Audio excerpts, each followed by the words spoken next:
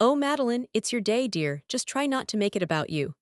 The Chicago Botanic Garden buzzed with wedding anticipation, the scent of roses thick in the air. My stomach dropped. That was my mother, her voice dripping with thinly veiled disdain. My hands trembled as I adjusted my veil, the pristine white a stark contrast to the turmoil inside.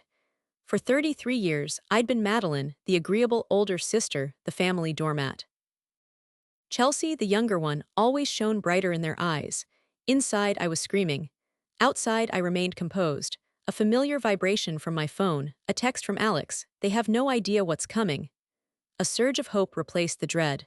This wasn't just my wedding day. It was a reckoning. Ever felt invisible in your own fam? Then you need to stick around.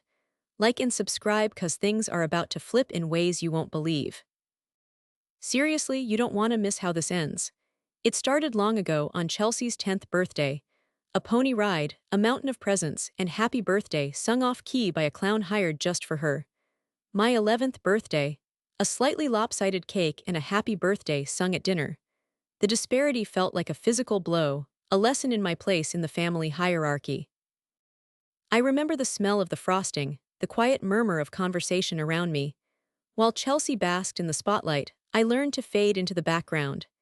Years later, when college acceptances arrived, the contrast sharpened. Chelsea got into an expensive private school, a brand-name education funded without hesitation. My acceptance to a state university was met with a shrug and a well, at least it's affordable. A scholarship softened the blow, but the message was clear. I wasn't worth the investment. I saw her new laptop and the smile on her face, and I wanted that. I wanted to be enough for them. The final straw arrived unexpectedly. It was during a Thanksgiving dinner. My grandmother gifted Chelsea her antique jewelry box, inlaid with mother of pearl. It should be Madeline's, she's the elder, my aunt protested gently. Nonsense, my mother retorted. Chelsea appreciates beautiful things more. My heart shattered. Grandma looked sad. The jewelry box was more than just an object. It symbolized a lifetime of unspoken favoritism. It was in that moment, surrounded by family and the aroma of roasted turkey, that I realized I was done. I channeled that quiet rage into ambition, a slow burn of determination that fueled my late nights. The marketing consultancy I joined became my battleground. I devoured case studies, mastered analytics, and cultivated relationships, building a reputation as a strategist who could turn businesses around. Word spread and offers poured in. Soon, I was earning more in a month than my father did in a year. That was milestone one.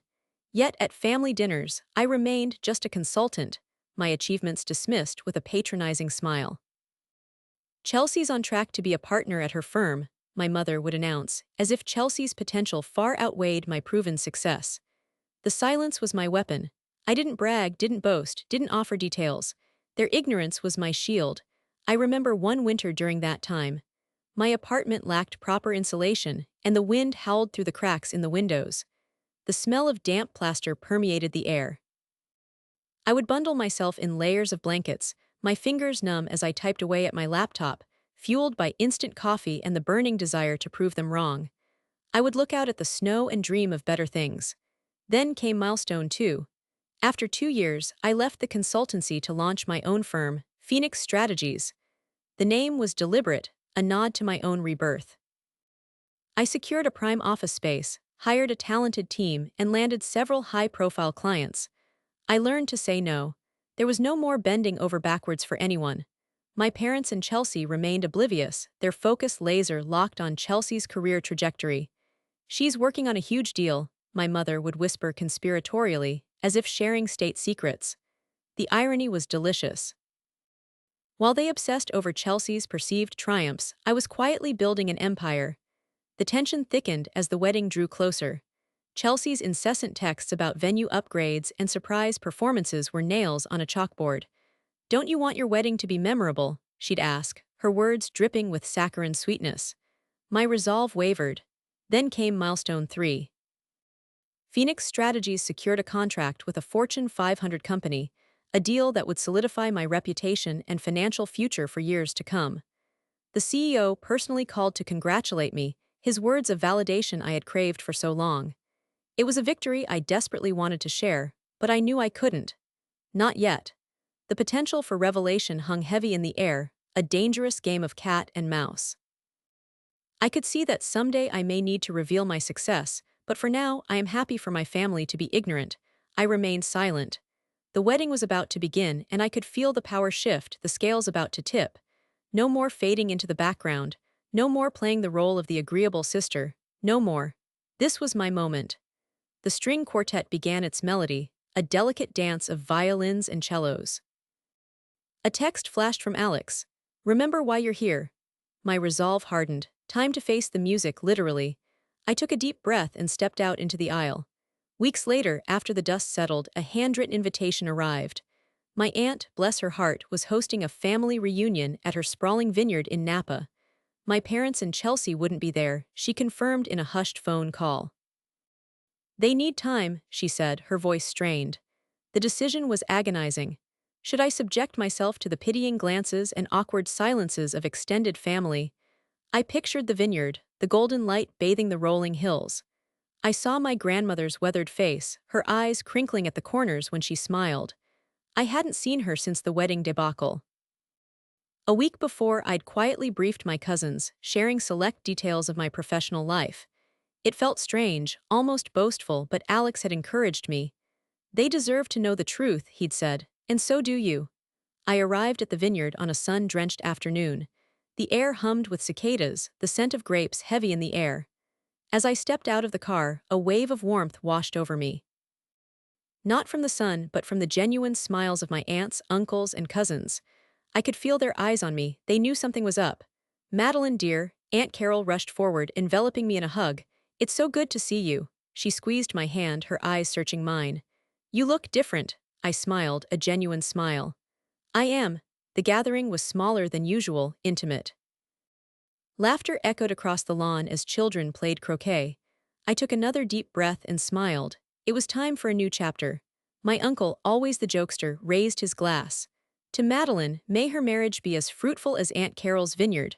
A smattering of polite applause rippled through the crowd. "And may she finally find a job she enjoys." I froze. It was the perfect opening.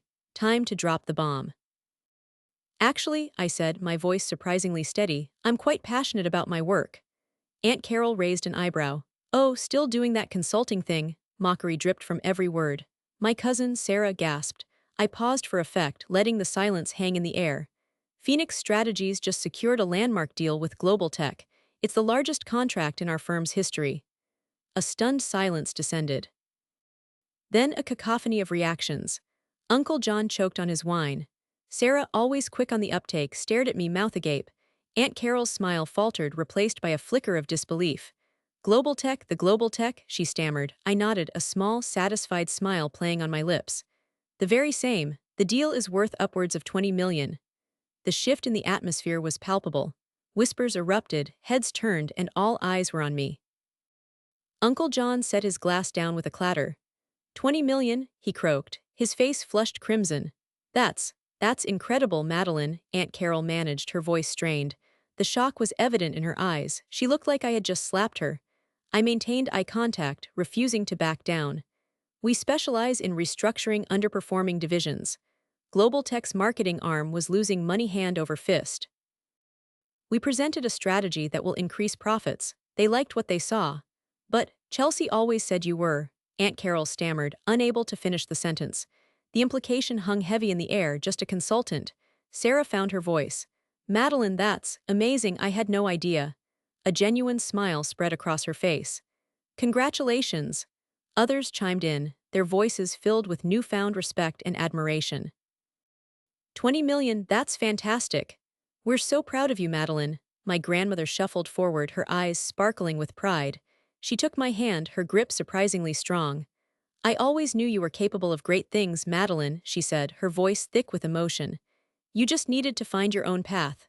The power shift was complete. I was no longer Madeline, the family doormat. I was Madeline, the successful entrepreneur, the woman who had built an empire from the ground up. I was enough. The warm Napa sun felt different now, less judging, more accepting. I could feel the weight of years of underestimation lifting from my shoulders. "It's been a busy few years," I said, my voice calm and controlled. The next morning my mother called. "Madeline, darling," she began, her voice syrupy sweet. We were so worried about you. Starting your own business is so risky. I knew what was coming. Mother, I interrupted, I'm doing well. I kept my tone neutral. Well, Chelsea's considering a career change, she continued smoothly. Perhaps you could offer her an internship. It would be such a wonderful opportunity. Phoenix Strategies doesn't have any openings at the moment. I paused. But I'm sure Chelsea will land on her feet. Silence, don't you want to help your sister Madeline? Family helps family. Family supports family. Mother, there's a difference. I could imagine her face, the forced smile plastered on as she attempted to salvage the situation. I didn't give her the satisfaction. You've changed, Madeline, she stated, the sweetness gone, replaced by a familiar edge. Yes, Mother, I have. I hung up.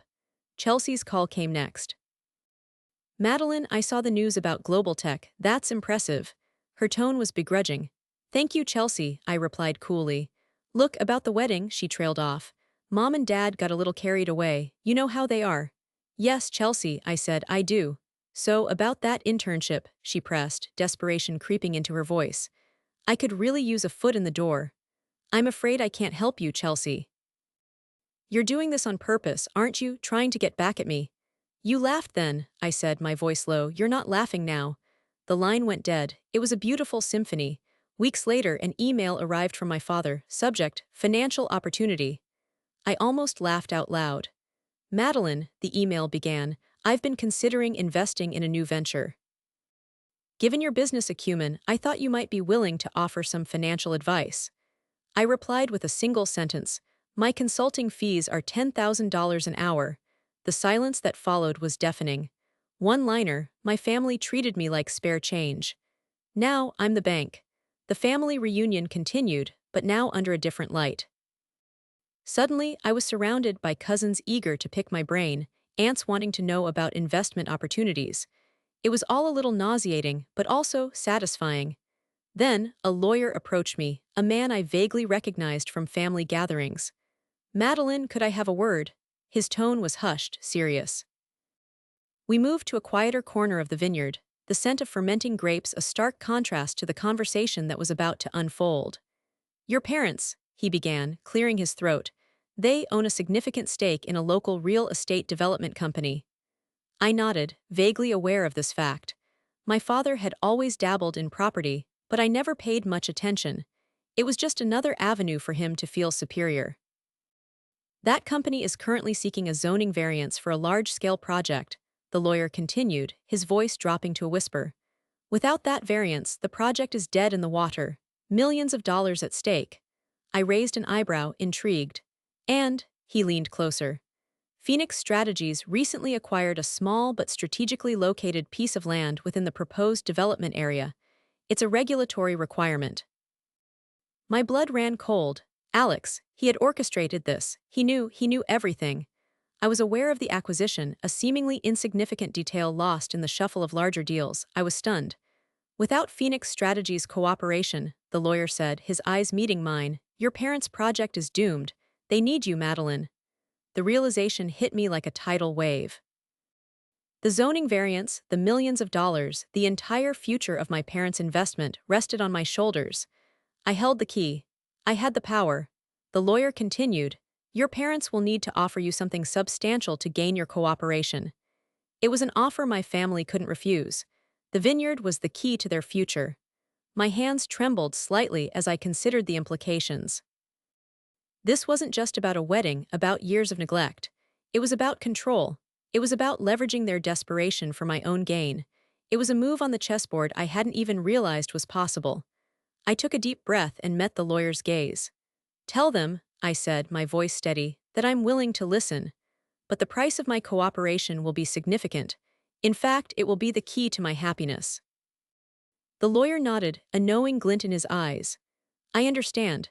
As I walked back toward the gathering, I saw my mother approaching, her face etched with concern. I could see the question in her eyes, the desperation masked behind a facade of polite inquiry. This was it, the final act, the ultimate power play. I smiled. Mother, I said, my voice calm and controlled, it seems we have something to discuss. The scent of grapes hung heavy in the air, a sweet, intoxicating aroma that masked the bitter taste of revenge. But I was ready. Time softened the sharp edges of the conflict. Months turned into a year, then two. My parents, humbled by their financial dependence and my unwavering boundaries, made tentative attempts to reconnect. Oblivious to the pain they'd caused, they suggested family dinners, holiday gatherings, the usual charade. I responded selectively, agreeing to brief, infrequent encounters, always on my terms. Chelsea's calls, initially filled with resentment, eventually softened into something resembling remorse. There were no apologies, not exactly, but hints of understanding, of recognizing the imbalance. I remained guarded, unwilling to fully forgive, but open to a cautious truce. My life, meanwhile, blossomed. Phoenix strategies thrived, exceeding even my most ambitious projections. The lake house, a sanctuary of quiet and reflection, became my refuge. Alex and I built a life filled with love, laughter, and genuine connection. I saw friends and relatives who accepted me for who I was and what I had overcome. I no longer craved external validation. I knew my worth. Looking back, the wedding day felt like a distant dream, a turning point that shattered a false reality and allowed me to embrace my true self. The photo of Alex and me, beaming with happiness, hung proudly in my hallway, alongside the framed text message from Chelsea, a daily reminder of how far I had come and the power of self-worth. In the end, the greatest victory was not revenge but freedom. Your story? Own it, share it. Could your strength inspire someone today? Success, not revenge, is the sweetest ending. What's your Phoenix moment?